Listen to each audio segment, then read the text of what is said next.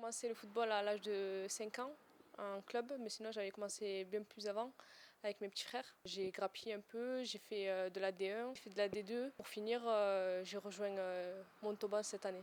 Et en fait, au fur et à mesure de voir beaucoup d'entraîneurs et pas spécialement d'entraîneurs avec un E à la fin, ça m'a donné cette motivation. Je me suis dit pourquoi pas avoir une place au sein du banc en tant que femme. Et c'est ça qui m'a motivée, sachant que j'ai grandi en jouant qu'avec des garçons.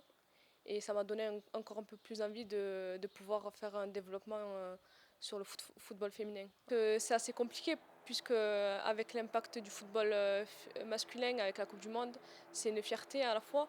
Donc du coup, quand on va démarcher entre guillemets des sponsors, ils sont plus pour le football féminin. Mais en soi, quand on démarche un club pour un sponsor, c'est pour le club à la fois.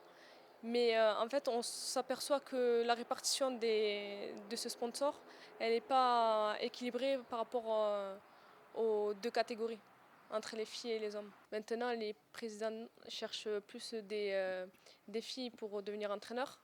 Et juste ça, c'est un pas vers l'avant et ce qui fait qu'ils veulent investir pour faire développer le football féminin. Pour ma part, je pense qu'il y a encore pas mal de boulot à faire. Bon, après, on a vu qu'il y a eu une large évolution par rapport à les années précédentes.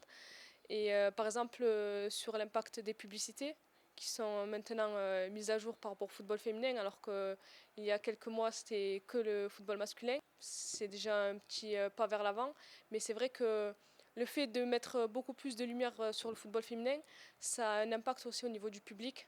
Donc on a plus de public qui viennent nous encourager et ça c'est un élément indispensable, la médiatisation. Je pense que le fait de visionner, de faire participer des enfants à voir le football féminin, ça va les encourager aussi à prendre goût et pourquoi pas se lancer dans ce sport. Moi, à mon époque, je m'identifiais à certains joueurs et aujourd'hui c'est vrai que le fait qu'il y ait beaucoup plus de filles qui passent à la télé, c'est vrai qu'on va plus avoir des enfants qui vont s'identifier aujourd'hui à des féminines. Après la Coupe du Monde, tout le monde portait le maillot Mbappé et c'est vrai qu'après cette Coupe du Monde, je suis sûre que la plupart des petites porteront le maillot de soit Amel Majri, soit Eugénie Le Sommer ou encore Sarah Boidi. Et aujourd'hui, on peut dire qu'il y a les moyens qui sont mis en place et en espérant que ça continue et que ça prenne encore un peu plus d'ampleur pour avoir un équilibre entre les hommes et les femmes.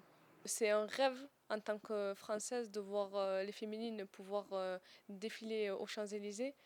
Et c'est vrai qu'on rêve de ça. Et je pense que les filles aussi, en tant que joueuses, si elles vont se battre, c'est aussi pour rendre cette pièce à la fédération et pouvoir être fières de représenter la France de cette façon.